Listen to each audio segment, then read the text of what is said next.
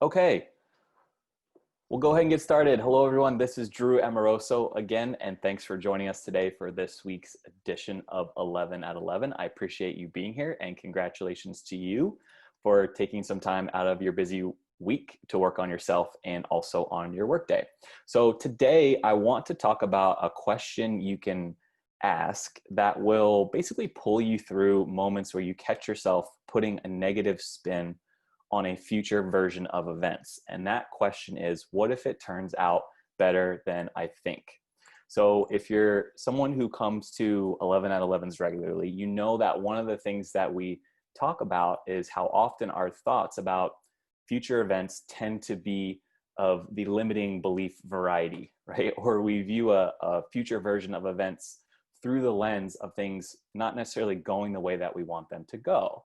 So in other words, when we think about something that's going to happen in the future, our mind is really skilled at turning our thoughts about that future version of events into a story about what might happen if we fail, what will happen if we try something new, what will happen if we stick out too much, what if people see us and maybe don't agree with what it is that we're doing. And we know that our mind uses this storytelling ability really as a defense mechanism, because these kinds of stories that we tell ourselves about future events and how they might turn out, they help really to keep us safe, right? And prevent us from taking risks. So it's really a survival mechanism at the end of the day. So as you sit there in the moment in a place of comfort and you envision yourself uh, doing something that you want to do in the future that has the possibility of not going the way that you want, maybe it's pursuing a new opportunity, a new career, a new challenge, your mind starts to stack up all these reasons, right, why it won't go the way that you want it to go. It starts to, say, it's not going to go the way I want to for X, Y, and Z reasons, right? And it's a very effective survival mechanism. But in that moment, when we're playing this future version of events out in our mind and we're stacking up all the reasons why something isn't going to turn out the way we want it to, I want to introduce you to a really simple phrase that I have used and that I believe has the power to be incredibly transformative in terms of the way you can start to flip those thoughts. And the phrase is, what if it turns out better than I think? And I want to explain why this has been such a powerful thought for me and why I've seen it be such a powerful thought for other people to have and how you can start to use it. But before I get there, I want to tell you just a really quick story. So I have a friend who's a photographer down here in Southern California. She's incredibly talented. She does individual photo shoots for these really high-end clients, and she's very skilled at what she does. She's been doing it for years. And last week we were having a conversation and she was telling me about this upcoming shoot that she had and how she was getting really anxious about it. And the reason that she was so anxious about it was because this new client had been calling her and emailing her basically nonstop in the past week to talk through how she wanted the shoot to go, right? So her client had a very specific list of shots, angles, moods she wanted to capture. She wanted to invite, half a dozen of her friends to come along for the shoot. And she kept sending my friend pictures of magazine shots that she wanted to replicate and just overall kind of being a little bit over the top about the whole thing. And so as we were sitting there talking, my friend was starting to explain to me how, based on the interactions she was having with this client, she was envisioning this shoot being an absolute total disaster, right? She had a picture in her mind of how on the day of, her client would be complaining and upset, right? She was envisioning herself not doing a great job of capturing the moment. She could see her client criticizing her, right? And she could also like envision her client asking for a refund, right? Like, you did a terrible job. I want my money back right now. And because she was envisioning this future version of events in this way, she was getting all tensed up and stressed about it. And I know that not all of us, or maybe none of us, have any photography experience or are photographers, but I think you can understand that feeling she was having, because it's really a familiar feeling for all of us, right? That tension that builds up when we anticipate a situation is going to go a certain way. So as we sat there and talked it through, I encouraged her to just take a moment to ask herself the question that I posed, which was, what if it turns out better than you think? And I understand that she was zeroing in on some early indicators as a way to predict what would happen in the future, but she was using those indicators, right, to make up a story that played out in the worst possible way, right? She was thinking about the worst possible series of events. And so the question is basically designed to flip her view of that future version of events. And instead of casting it in the most negative light, I just suggested that she do the opposite and think about all the reasons why it might go really well. And as we sat there together answering that question, we talked through how there were plenty of reasons why it not only might, but probably would go better than she thought. And not only better, but way better, right? Had she dealt with challenging clients in the past? Yes. Had she ever had anyone ask for a refund? No. Did she feel confident in her ability to take beautiful photos of this woman? Yes. Did she have a plan for how she was going to do her best work that she could do that day? Yes. What's the absolute worst thing that could happen? Her client asks for a refund, right? And she gives it to her, and the two of them part ways. Big deal. She writes, maybe this woman writes a bad review. So what, right? So I suggested to her that instead of continuing to play the story out the way that she had, she might try envisioning a future version of events where it turns out the way that she wants, right? So fast forward a couple of days after the shoot, and when we talked about how it went, she explained to me that it went exceptionally well. When she met her client in person, she was very easy to work with. She followed all of my friend's directions. The shoot played out exactly the way my friend had designed it, and the photos turned out awesome, right?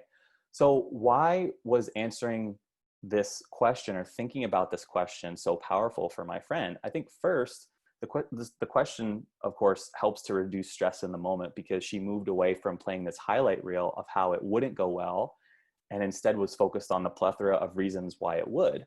But second, I think what's even more powerful about a statement like this is that by clearing away the story she was telling herself, it allowed her innate talent as a photographer to shine through and also to be amplified, right? So instead of hiding away and being scared of what might happen, she allowed herself to be the best version of the talented photographer that she is, right? Because her mind wasn't busy telling her how poorly the shoot would turn out, and because she wasn't buried in the anticipation of her client not liking the pictures and being upset with her, it allowed her to be in the moment and do her absolute best work.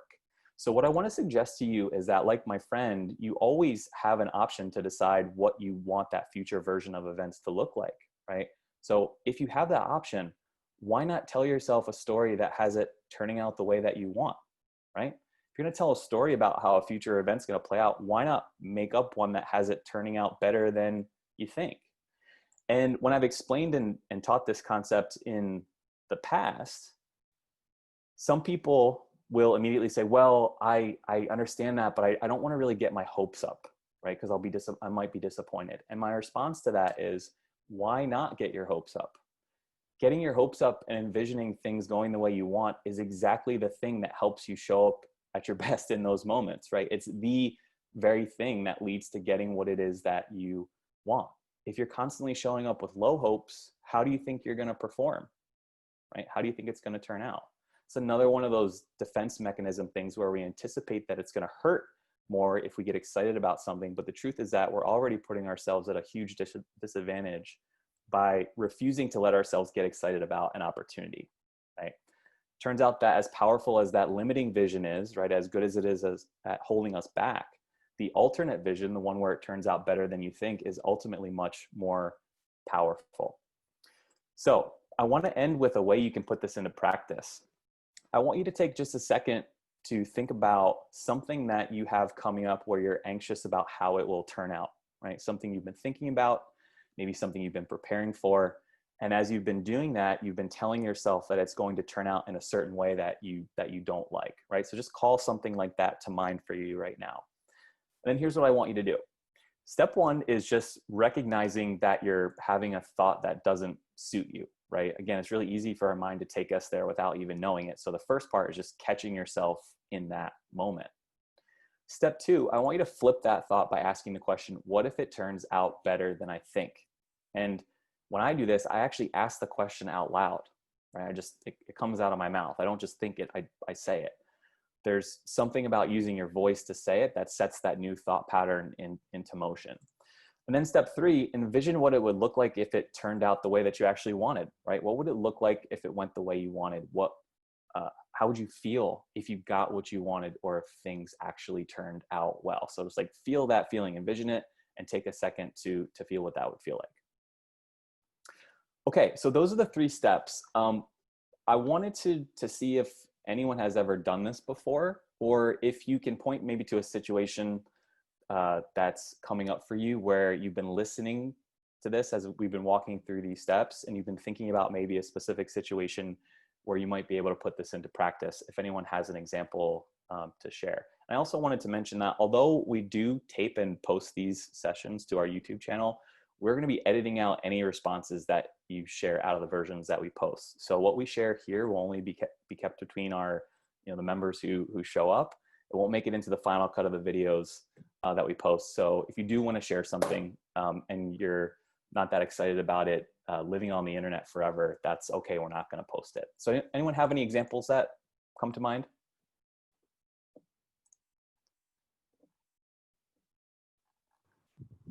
This comes up all the time in with the professionals that I work with, right? We have this like very specific image, and regardless of the number of times that someone calls us, someone emails us, and it's, much ado about nothing, we still have that as our initial reaction. So part of this process is really just, again, I would really encourage you, if these are things that are affecting you each and every day, walk through this process. And it takes a little while to start to first be able to catch yourself, and then second, be able to really turn this into a different way of thinking. But if you practice intentionally flipping and saying, well, what if this turns out a little bit better than I think? What if this isn't exactly what I thought it was? Over time, your brain is going to reroute that thought pattern. It's going to form a brand new channel, and you're going to think about these situations differently. Another thing that's sort of in line with this is, I kind of talked about this a little earlier, but really ask yourself, what's the worst thing that could happen, right? Yeah. We sort of sit here and we say, man, I'm afraid of this, or this, but go ahead and take yourself there for a second, right? What if your client, calls and has a problem? Or what if, you have an inspection and it doesn't go the way you want? Like, so what?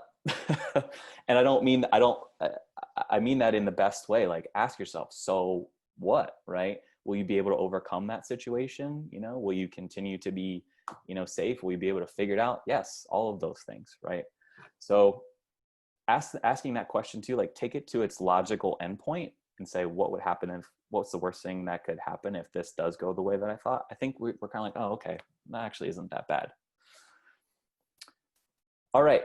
Really great discussion this week. I think we will leave it there for today. Over this week, I really want you to see if you can catch yourself having a limiting vision about a future version of an event or a scenario, like an email or a phone call. And remember to ask the question, what if it turns out better than I think? And see what kind of clarity that might bring for you. Okay.